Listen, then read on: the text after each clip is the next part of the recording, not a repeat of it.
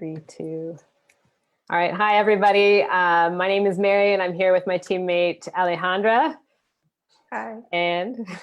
And we are here today to talk about where we got stuck in our job search. And as many of you know, our job is to help PhDs get hired in industry. And so we'll talk about where PhDs often get unstuck, or get stuck, I should say, and some strategies that we use and that we recommend to overcome that. Because we know, the job search in some ways can be exciting because you have these new possibilities, and you realize, that for those of you who are doing bench like science research, you might not want to stay on the bench, and so you might realize, oh, I have all of these options open to me, and then you kind of don't know what to do, right? So that's one place that PhDs get stuck. And so sometimes you just need some strategies to get past that and stay on track. So that's what we're going to talk about today. Alejandra, where was sort of the biggest place you got stuck in your search, and what did you do? Well, I think the main, the first step was the most difficult for me. Like, just to break this inertia, I'm done with the PhD, but now I need to apply for jobs and network and do all these things, like to set up my job search strategy. And once it was rolling, it was easier, but just to make it roll in the first place, it was a little bit complicated. And what helped me, it was keep myself accountable of my job search, because all of the sudden I didn't have my PI breathing in my neck and telling me I need these experiments for tomorrow or for next week, and I somehow had to get to a place where I, even though I didn't have anybody asking anything from me, I was keeping myself accountable, just to progress in my job search. So I set up goals, specific goals. I'm going to apply to this position that I saw. I'm going to make 20 more LinkedIn connections. I'm going to go to 1 or 2 or 3 networking events this week. And every Monday, I would set my goals, and I would say, here's what I want to accomplish. And every Friday, I would look at my goals and see where I was. And I also, with time, I learned how to not push myself too hard, to say I'm going to make 1 million connections this week, which was unrealistic. Just to have realistic goals, right, that I could achieve in a week, because if not, I would get demotivated. Oh no, I didn't achieve my goals. I'm not useful for anything, because I can even accomplish this goal. So yeah, setting realistic goals and setting them on Monday, and on Friday going through them and see, evaluate where I was going. That helped me keep things rolling and keep myself accountable as well. Yeah. All sorts of examples were coming to me when you were saying that.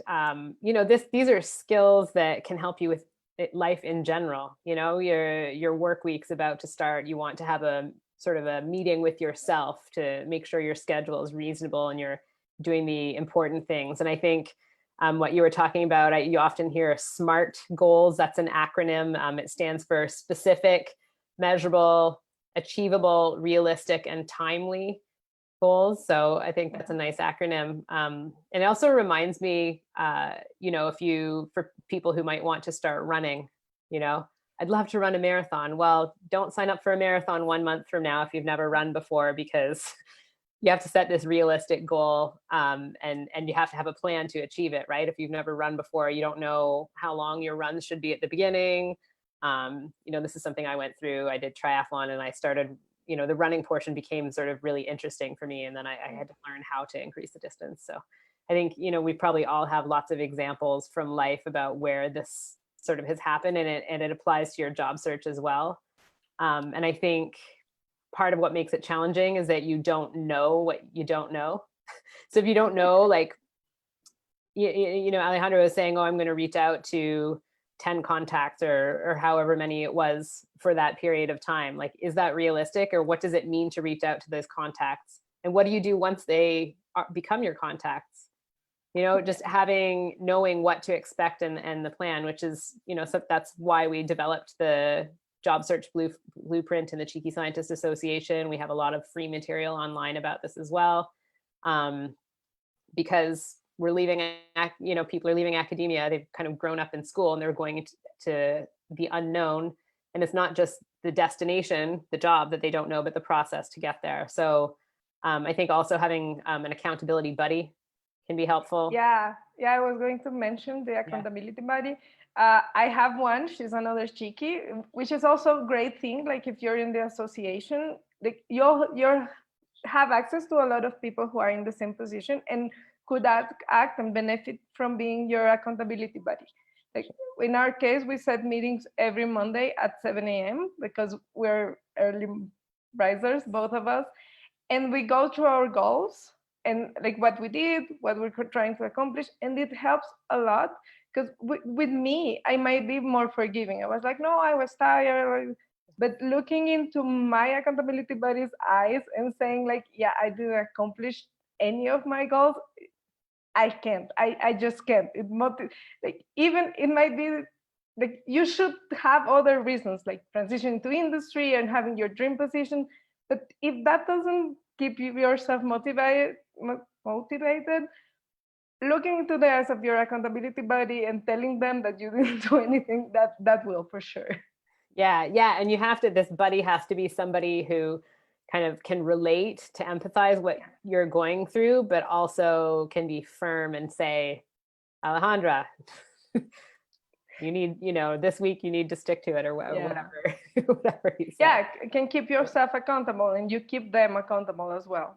Yeah, that's great. And having this kind of connection as well. Then you also have somebody to celebrate with when things go well.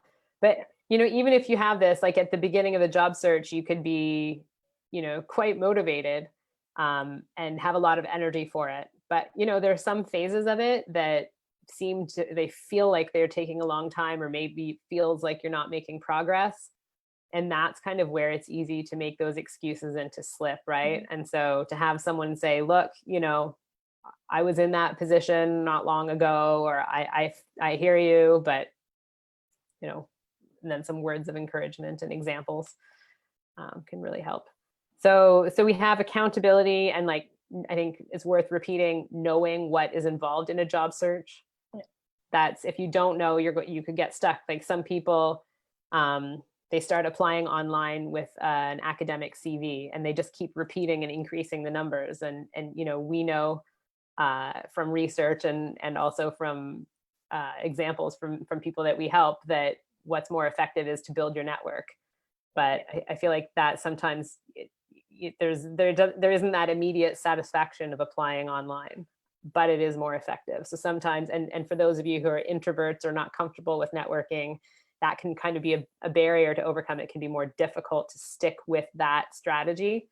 So to have the accountability buddy, and also to know what works.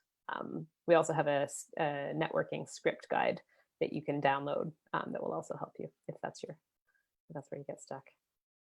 All right. Thanks for joining me today, Alejandra.